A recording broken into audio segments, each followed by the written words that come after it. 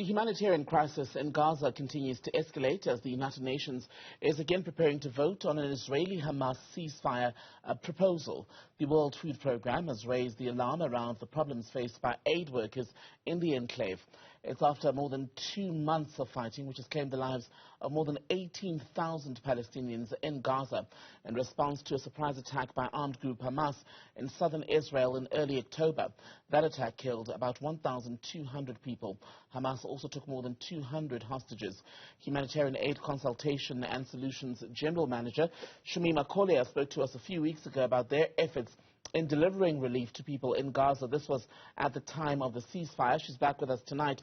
Shameema, welcome back to News at Prime. When we spoke to you, there was much hope in the air because the ceasefire had allowed for more humanitarian supplies to get into Gaza. What is the situation at the moment? Hi, good evening, and thank you for having me. Look, the situation is dire. What can I say? I'm still in the warehouse. We are packing aid, and I can't say that aid is not going through the Rafah crossing into Gaza, but it's dribbling in. We've seen in the last 3 or 4 days only 100 trucks of aid being allowed in. 2 trucks of fuel and a couple of trucks of gas, which is cooking gas. It's nowhere near enough. We know that, people of Gaza have been moved from the north to the center and now to the south, and we know that there's over 1 million people facing starvation. So the World Food Programme is correct. And as you're saying that now what's going into Gaza is a trickle, even when we spoke to you 2-3 weeks ago at the time of the ceasefire, what was going in, while it was welcomed, was still much lower than the about 500 or so trucks that would go into Gaza daily under normal circumstances. How far are you able to get aid into the enclave at the moment, given that people are now moving even from areas such as Khan Yunis, where it was previously safe, and closer to Rafah, where you are, closer to Egypt, rather? So yesterday, basically, there were 3 trucks of aid that went into Khan Yunis, which is as far as it's actually gotten. We haven't seen any aid go into the north in recent days, so we're just really uncertain and unsure. Within the Rafah governance, more trucks are actually going into that particular region, but we know that it's going right across the board in terms of the people in the north, and they're not actually getting any aid, and that's the biggest concern. Mm-hmm. There's also talk of getting another port opened, not for direct access for aid, but to speed up, if you will, the process of checks, because the Israelis have to approve everything that's on these trucks going into Gaza. Has that happened? And when it does, how much will it help you in trying to assist people in Gaza? This was something we were all really hopeful for, but this afternoon we found out that that's not actually going to be allowed at this point in time. We're not sure if the second border will allow for that process to be a little bit more seamless, but for the moment we have been told that that's a no, which again, dampens the hopes because we know how desperately we need to be able to get the aid in.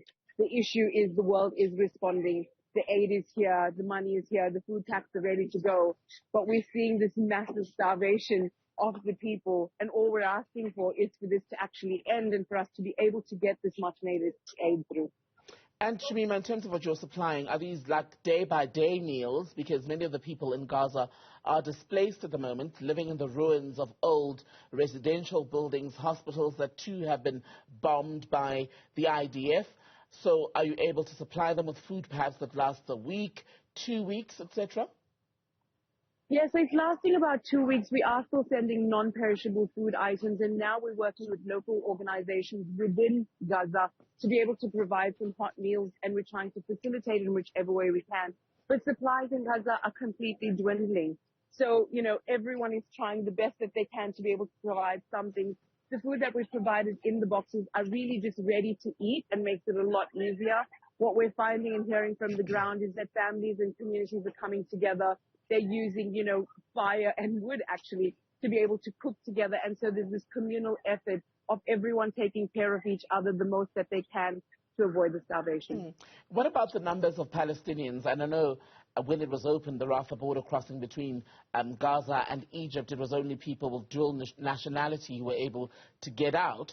I wonder for Palestinians who have been able to cross into Egypt, how many of them need help once they're in Egypt? That's exactly right. So that's what we're currently working on.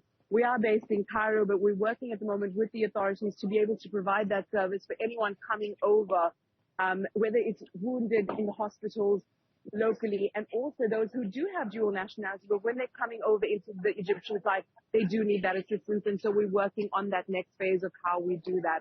So there are, also Gazans who've been injured through the war who do come over to seek medical help. We had 2 people who passed away actually when they've come here to seek medical help. And today their bodies were actually returned to Gaza for burial. So it's a tough situation. Is there a lot of help available for them, those who get into Egypt? There is some help available, but we're looking at how we can make that a more streamlined process. We're really hopeful that what this means, that displacement from the north to the middle to the south.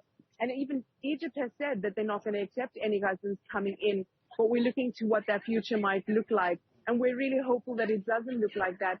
But, the Gazans might be forced to be displaced. And what does that look like then for the Egyptian side? And as aid organizations, this is where we're coming together to be prepared for that eventuality if it does have to happen. And that is the fear, isn't it? Because the Egyptians had said from quite early on in the conflict that what they don't want is a situation where Israel displaces innocent people in pursuit of killing Hamas, where they'd be pushed, these Palestinians, for example, into an area near Sinai where they would then become the responsibility of the Egyptian government. That's exactly right. And that is the fear, and it's going to be the fear of government. From a humanitarian perspective, though, we know that if that does have to eventuate, we are going to need to respond. And so putting these systems in place to be able to respond to that need is really important. And we're working with agencies across the world. If that might happen, how do we respond? Shameema, Kolia, good to speak to you, and all the best of the work that you're doing with helping those displaced people.